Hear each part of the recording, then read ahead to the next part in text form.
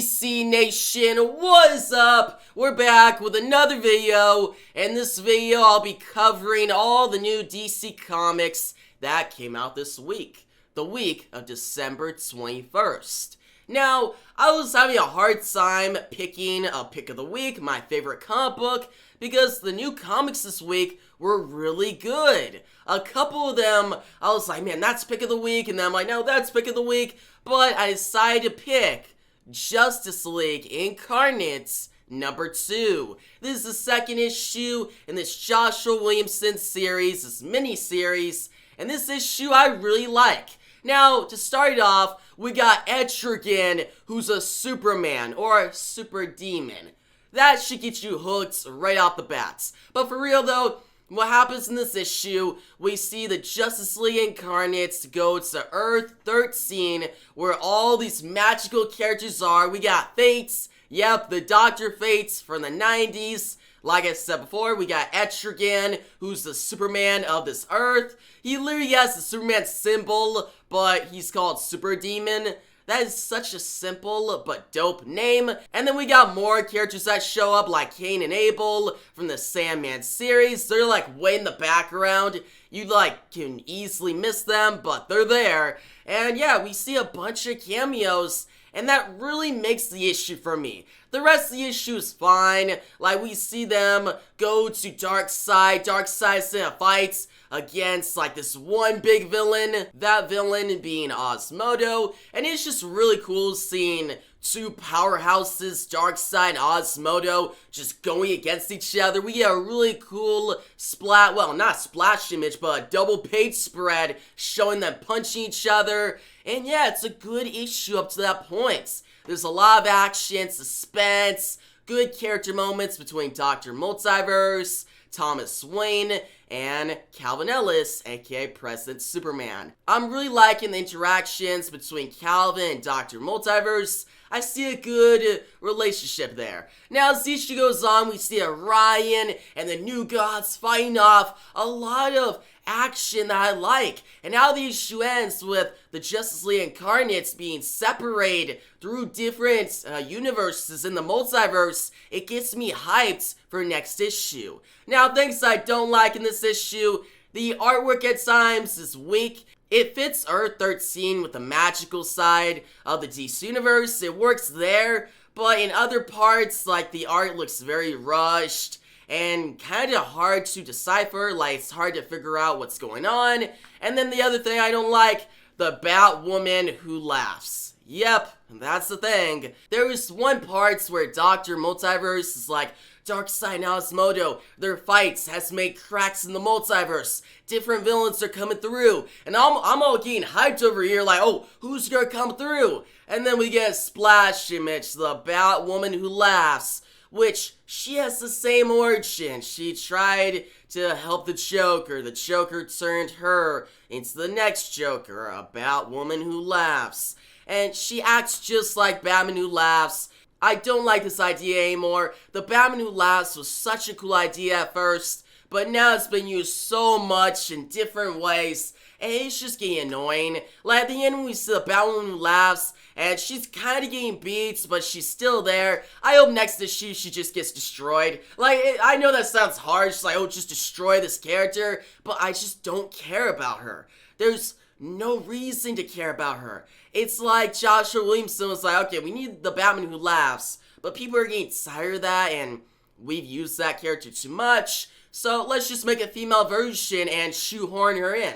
That's it. So that was really my big flaw with the issue. The rest of the issue is really good, and that's why it gets pick of the week for me. But next issue, remove the Batwoman who laughs, and you got an awesome mini-series. Now, next up on our list for the new comics this week, and this comic I was gonna put as pick of the week, but there's a reason I didn't. And that comic is Nightwing number 87. The reason I didn't put this as pick of the week is because the story is very simple and there's really no story at all. All that happens is Dick Grayson, he has a bounty on his head and gangsters are going after him, but then the gangsters they kidnap Nightwing, yep, Dick's dog. They kidnap her, and Dick teams up with Barbara, aka Batgirl. They go through Bloodhaven, fighting against gangsters, and they eventually save Nightwing, the dog. And that's it. That's the story. It's really a C plot that didn't deserve an entire issue. It's very filler if you think about it.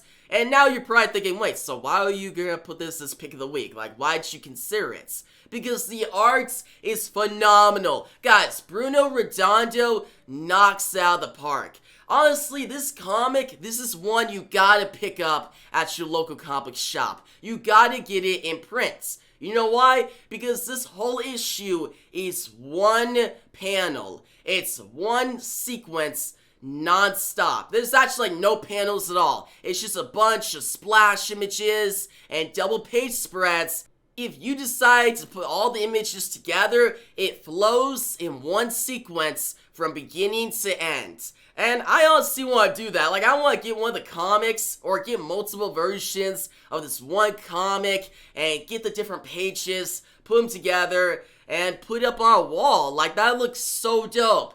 And yeah, I like it just for that reason. And Bruno Redondo, how he draws characters, how he does figures, how he does the action, and how Bloodhaven is drawn, the bridges, the streets, the buildings, and just that final splash image of Dick and Barbara saving Nightwing and swinging out into the night. It's just awesome. So yeah, the story, C-plot, filler, doesn't really matter. But if you want a comic that has amazing artwork, probably the best artwork I've seen in a comic this entire year, then check this out. Like, I would put this as pick of the week if the story was just a little stronger. Now guys, next up on our list, we got Batman One Dark Nights, #1. This is a Black Label miniseries, and this entire issue is written and drawn by Jacques. Now, Jacques, he's known for his work on Batman, Black Mirror, and he's been put with Scott Snyder many times, and both of them have created some amazing stories. But finally, Jacques is doing his own Batman story alone. And most of the times when artists do this, I'm worried because I'm like, oh, I don't know if they could pull it off. Like, just doing a comic all on your own, that's a very hard job. You gotta do the writing, the arts, the editing, the letters. Like, that's a lot of work.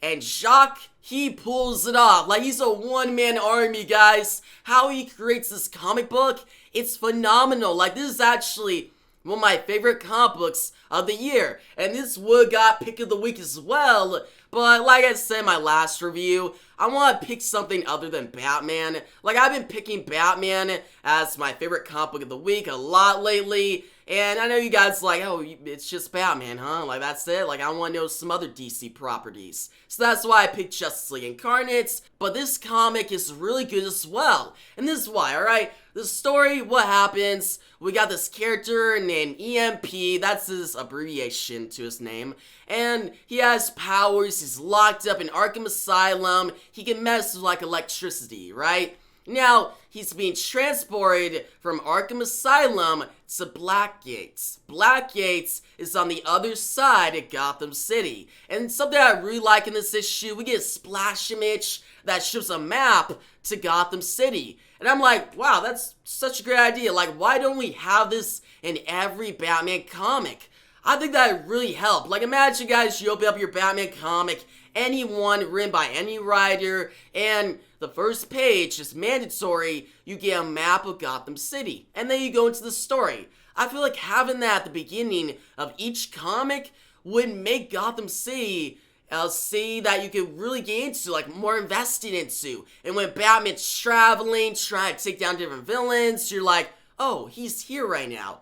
Oh, he went this way. Like, you just make the comic and the reading a better experience. So yeah, props to Jacques to including this map. But yeah, we got EMP, he's being transported through Gotham City, and Batman, he's worried. He's like, I don't want him getting loose, so I'm gonna watch. And what happens is these gangsters, they blow up the vehicle that EMP is being transported in, and EMP, he gets free. He starts running through Gotham, going through rooftops, and Batman chases him. And we get this one splash image that is so awesome. Like, it looks really cool. You see Batman, he's jumping across this building, EMP is on the other side, and you see the bat signal, or the bat symbol, pretty much being projected on the building. And Batman's going right across it. And I'm showing that image right here, guys. You tell me what you think. Like, that is such a dope image, right? Like, come on. That's the best image in the entire comic.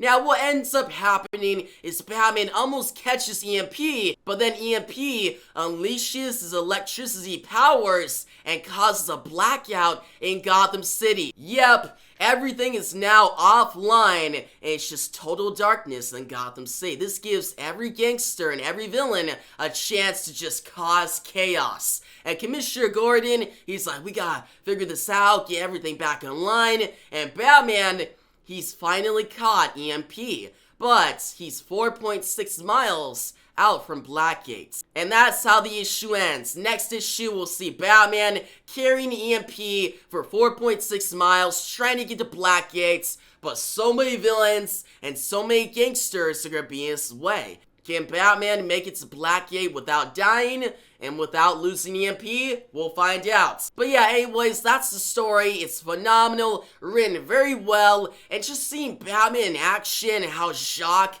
draws him, it's so cool to see. So yeah, guys, if you're just a fan of Jacques' artwork and you want a really cool Batman story that sees him going across Gotham City, really using Gotham City to its full potential, then I highly recommend this comic book. Next up on our list, we got Batman Catwoman number 9.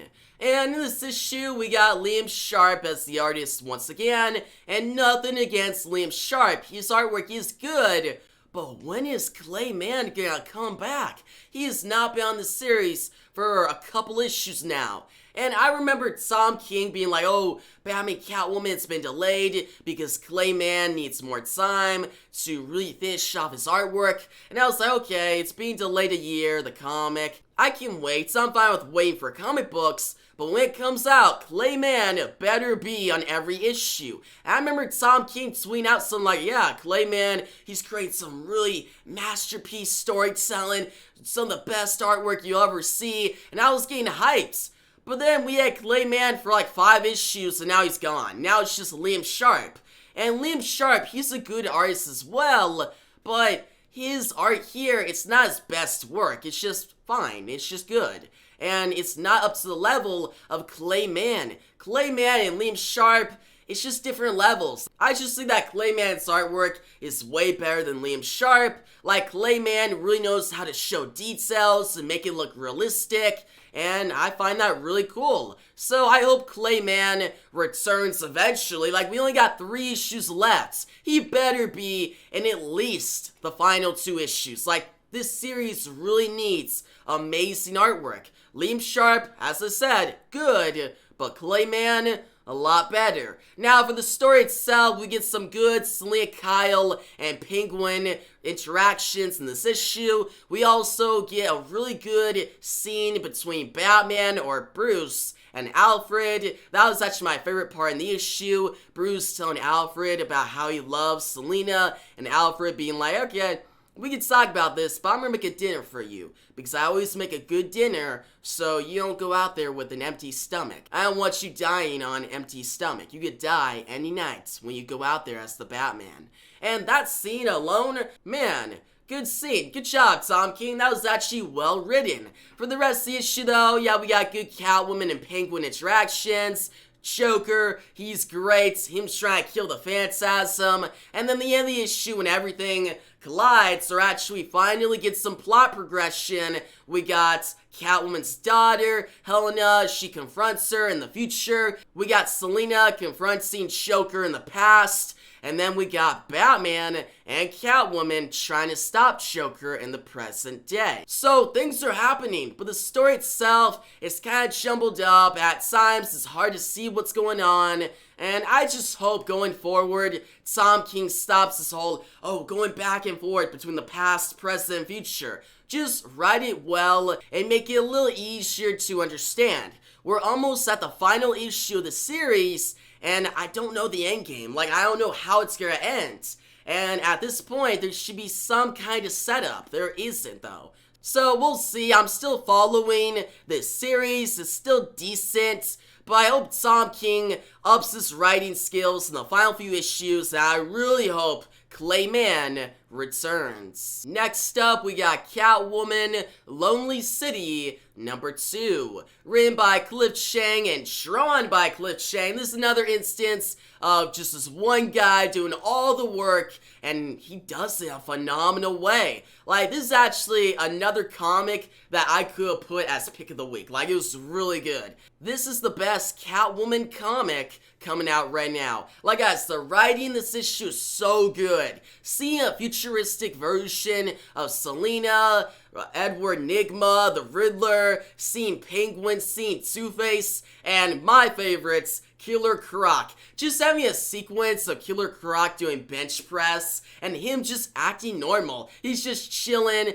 doing his thing, and him helping Selina in her heist, her trying to get Orpheus. Like, actually, Selina's heist in this issue is suspenseful, there's a lot of action, and Selina's new costume looks so cool. It fits the atmosphere of the story, and it really looks cool. I like it. And Two-Face, back to him, how he's written and how he's trying to keep his status in Gotham City is so interesting. And then another thing we get in this issue is some flashbacks to Fool's Day when Batman died, and how Selina and him tried to save Commissioner Gordon, and how Joker caused all this chaos. There's a lot of setup in this issue that's so well done, and actually my favorite sequence in this issue is the flashback to when Batman and Catwoman in their early years. Like, you see Catwoman trying to steal, like, this jewel or something like that. It's some kind of high-priced jewel. And Batman takes her down. They have a very intimate scene. And then Batman gets away. It's very simple. But how Cliff Chiang draws the sequence and ends it, it's so good. So yeah, guys, if you're a Catwoman fan and you like these futuristic type stories, then I highly recommend this series and this issue. Moving on to the final new DC comic that came out this week, that is Catwoman #38. Yeah, there's actually a lot of new comics this week that involved Catwoman. Catwoman's getting a lot of spotlight lately, and I'm totally fine with it. She's a great character that deserves it. Now, for this issue, this is the final issue in Ram V's Catwoman run, and yeah, he just wraps up all the plot lines he's been doing. Father Valley, he leaves Selina in a very interesting state. See, I hope he returns. He's a great villain in this run, and some writer better pick him up. Like, he has a lot of potential. But yeah, he leaves. We get like a funeral for Detective Hadley. He's done, like, he died. And then we got Selina. She's wrapping everything up. She's ending things with the Strays. We got Cheshire, who shows up. We got some scenes with Riddler and Penguin. And by the end of the issue, Selina, she leaves Alleytown, where she's been this entire run, and she makes her way back to Gotham City. And that's it. Catwoman is back in Gotham City. Batman, he's out of Gotham City. Like, guys, you remember in Joshua Williamson's Batman run, right now, he's gone. Like, he's not in Gotham City. He's out of the States. He's somewhere else. Where Catwoman, she's back, and she has some plans ready. And we'll see what her plans are in the next issue with an all-new writer and an all-new artist. So I'm interested. This was a good issue. It could have been a little better though. Like, Ram V has been doing such a great job this entire run, and this issue kind of felt like alright, gotta wrap it up, that's it. Like, it didn't feel like a big ending. It felt kinda underwhelming. Now, it's not a bad issue, it's still decent, but it's one of the weaker issues in this run by Ram V. So yeah guys, you've been reading this entire run and you've been enjoying Ram V's writing, then I recommend you check out this issue. Now guys, that's gonna be all the new DC Comics for this week, but I'm not closing out this video yet. It's time for a back haul pull. And for this week, I got for you guys Jack Kirby's Fourth World Omnibus Volume 1. And guys, check out this cover. Like, that is just so dope. Let me get a good image for you guys. There you go. But yeah, let me check this out. So, this is very old. The new gods, if you don't know who they are, you got Orion, Darkseid, Calabac. It's just everything involving Darkseid. Like, you think of Darkseid, his family. Yeah, you got Apocalypse, New Genesis, just that whole background and that whole history between these two planets. So yeah guys, if you like those characters, I highly recommend this omnibus. Like Jack Kirby, he does an amazing job describing and really showcasing these characters. Like, you got Mr. Miracle in this comic book, you got Big Barda, and even Superman, he shows up. You just see all the characters of New Genesis and Apocalypse and how they live their lives. Honestly, Jack Kirby, he's the one that made the new gods. He's the one that got them out there and made some of the best stories with them. So if you like those characters, especially Darkseid,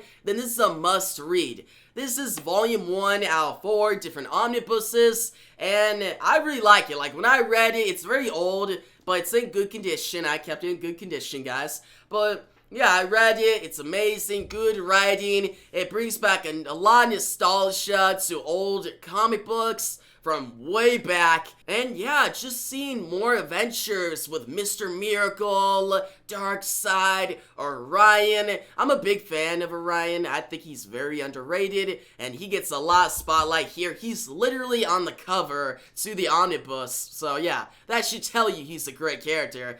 And yeah, that's the back haul pull for this week. You guys tell me your thoughts on the new gods down below. Also tell me your pick of the week. What was your favorite comic book that came out this week? Was it Nightwing, number 87, Justice League Incarnate, number 2, Catwoman, Lonely City, number 2, or Batman, One Dark Night, number 1. Leave all your thoughts down below in the comment section. If you guys like the video, give it a thumbs up. New channel, make sure to subscribe. Hit the notification bell so you don't miss out on my next DC Comics video. And yeah, guys, thanks for watching, and peace out.